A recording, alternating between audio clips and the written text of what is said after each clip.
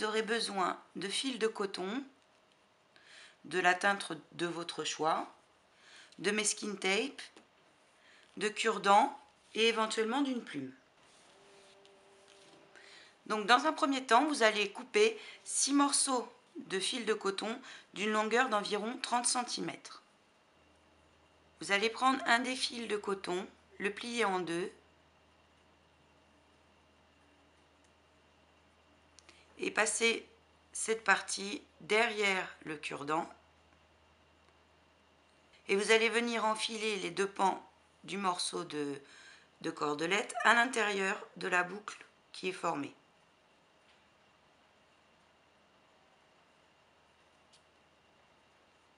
Voilà ce que vous devez obtenir. Vous procédez de la même façon pour les 6 morceaux de coton. Donc je vous remonte avec le deuxième. Vous pliez votre fil en deux. On passe derrière le coton-tige et on enfile les deux morceaux à l'intérieur de la boucle.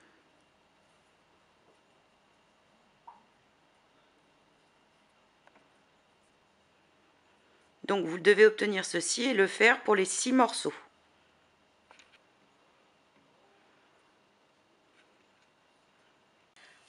Afin de travailler plus facilement, je vous conseille de scotcher les deux extrémités du cure-dent sur votre table.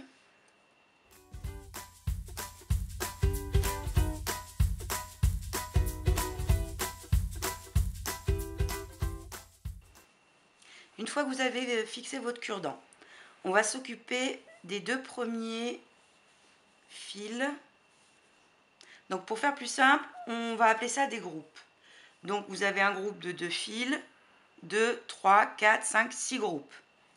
On va s'occuper des deux premiers. Donc vous pouvez mettre les autres de côté, ça vous évite de vous emmêler. On va séparer les deux fils de chaque groupe. On va réunir ceux du centre et on va venir nouer autour les deux extrémités. Donc pour ce faire, vous allez passer ce fil-ci au-dessus des deux du centre et au-dessus du troisième. Ensuite, le troisième va venir se nouer autour du fil qu'on vient de passer et passer par derrière les deux du centre pour former un nœud.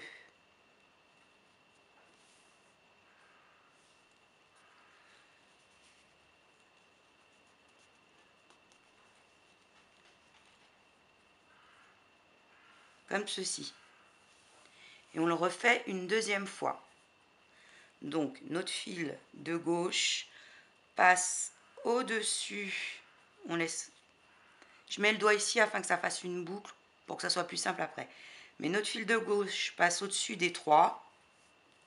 Notre fil de droite va passer par-dessus le fil de gauche qu'on vient de passer et par derrière les deux fils du centre pour former un nœud.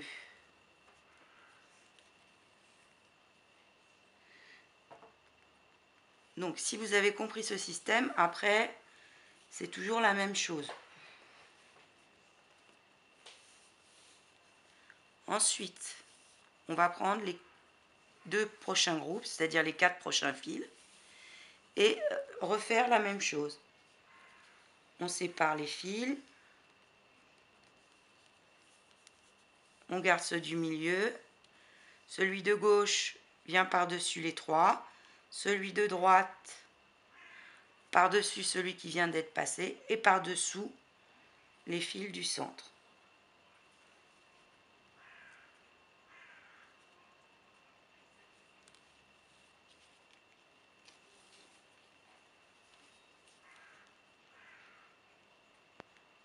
Et une deuxième fois. Hop, par-dessus les trois, celui de droite vient par-dessus, s'enfile par derrière et vient faire un nœud.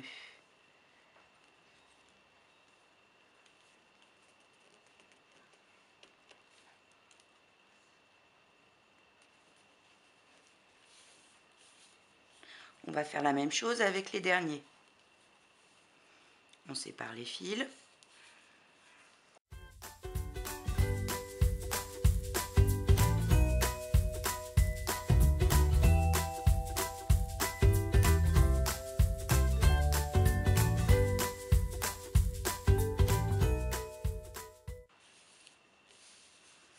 Donc voilà la première ligne que nous avons obtenue.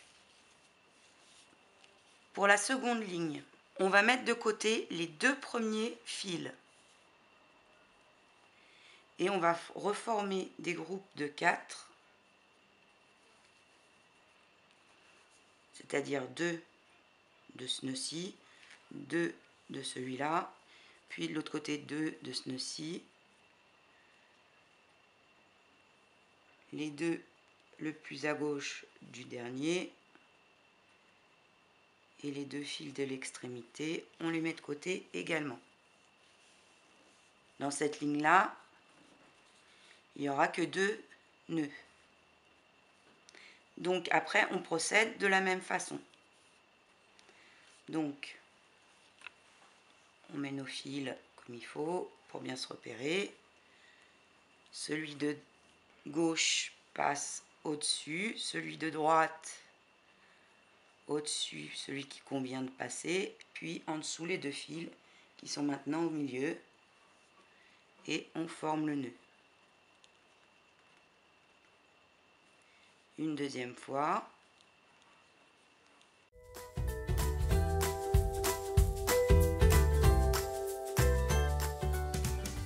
On va faire la même chose avec le prochain.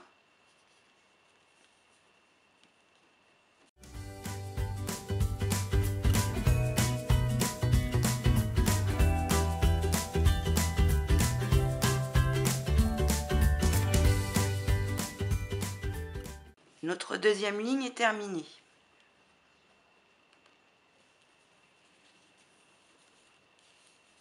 Donc on va refaire les groupes de la même façon que pour la première ligne. Donc on récupère ces deux-là, on prend les deux suivants,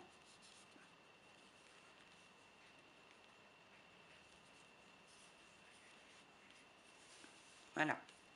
Et donc dans la troisième ligne, on va faire 3 nœuds.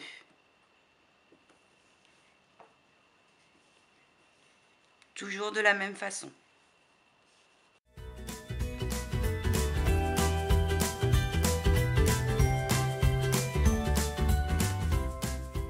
Donc j'ai fini ma troisième ligne. Pour la quatrième, on va remettre les fils comme il faut, hein, par groupe de 2. Vous allez prendre les 4 du milieu, puis le deuxième groupe de 2 du côté gauche, et le deuxième en partant de la droite. Et on va faire la même chose, mais avec 2 fils à la fois, qui vont tourner autour de ces 4-là. Donc on passe par-dessus, c'est le même principe. On vient par-dessous les fils du centre, et on fait un nœud.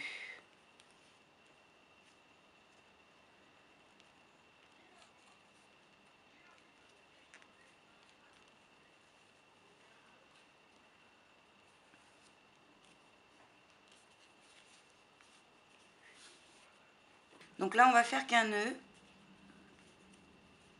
On remet bien nos groupes.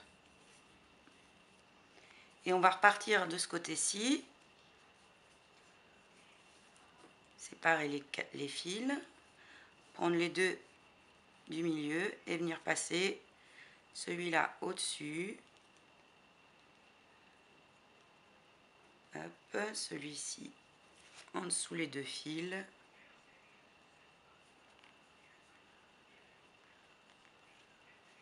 Là, on va en faire 2.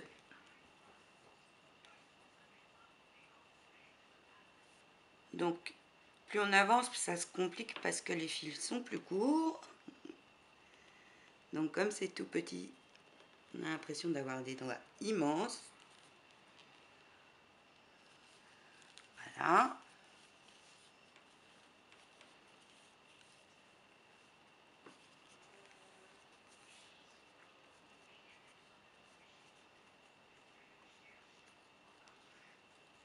On va séparer les fils du milieu.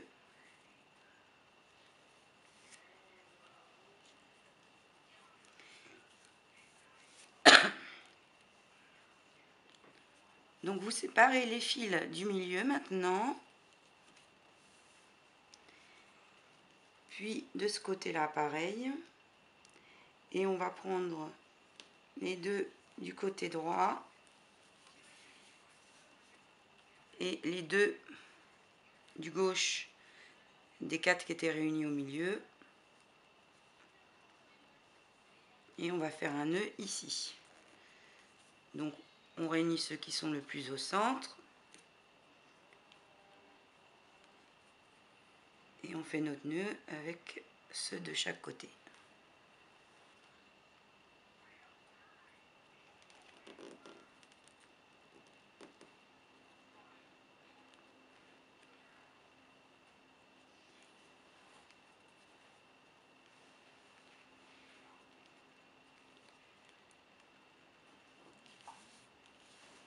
On va maintenant s'occuper des 4 fils du côté droit. On les sépare et on vient faire 2 nœuds.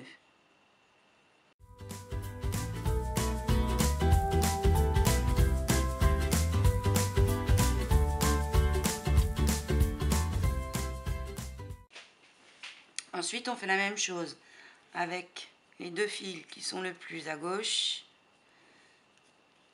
et au milieu les 2 fils qui restent.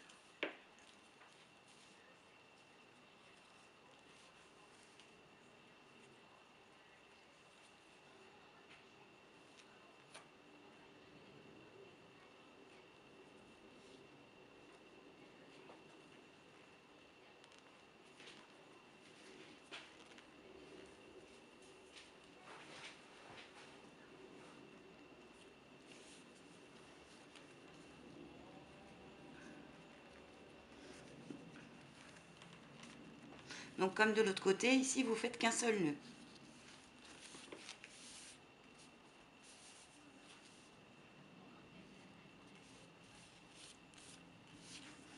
Donc on a fini notre mini macramé.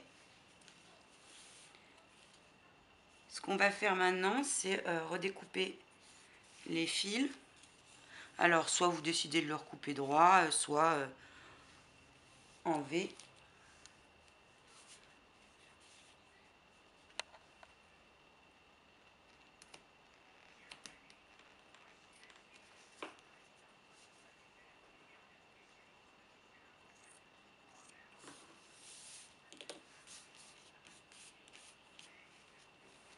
Vous pouvez descotcher. Donc voilà ce qu'on a réussi à obtenir. Alors maintenant, on va embellir le cure-dent en réalisant une petite flèche. Donc vous prenez un morceau de masking tape de la couleur de votre choix d'environ 3 cm. Vous allez venir centrer le cure-dent dessus, comme ceci, et replier votre masking tape sur lui-même. Donc une fois que vous avez collé le morceau de masking tape et replié sur lui-même, vous n'avez plus qu'à venir découper les biais pour former la pointe de flèche.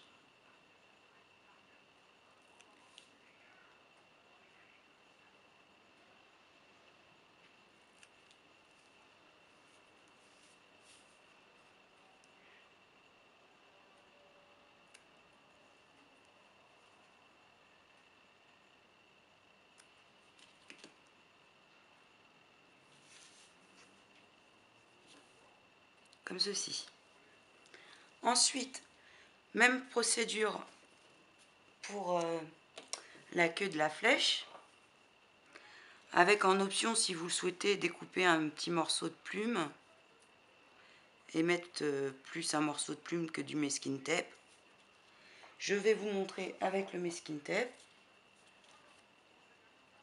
Donc pareil, vous prenez un morceau d'environ 3-4 cm.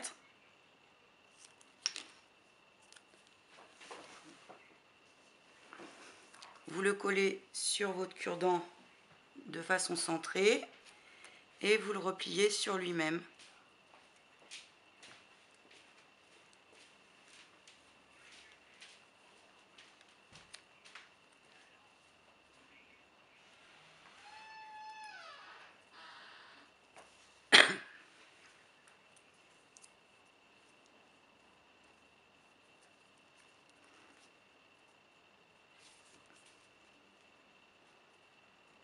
Ensuite, vous n'avez plus qu'à découper la forme que vous souhaitez pour l'arrière de la flèche.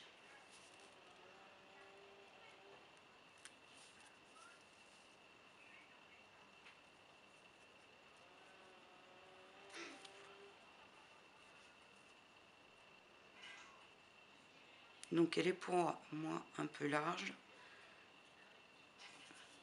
Je vais la recouper un peu comme ça.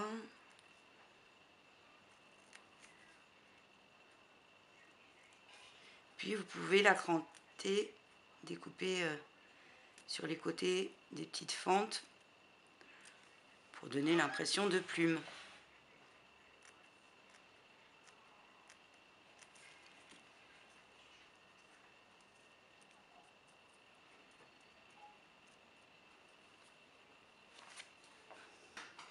Donc voilà notre premier embellissement terminé. Vous pouvez, si vous le souhaitez, le réaliser dans des couleurs différentes ou même de deux teintes, ou rajouter des morceaux de ficelle par la suite. Vous pouvez aussi l'agrémenter d'un morceau de ruban par exemple et d'une fleur.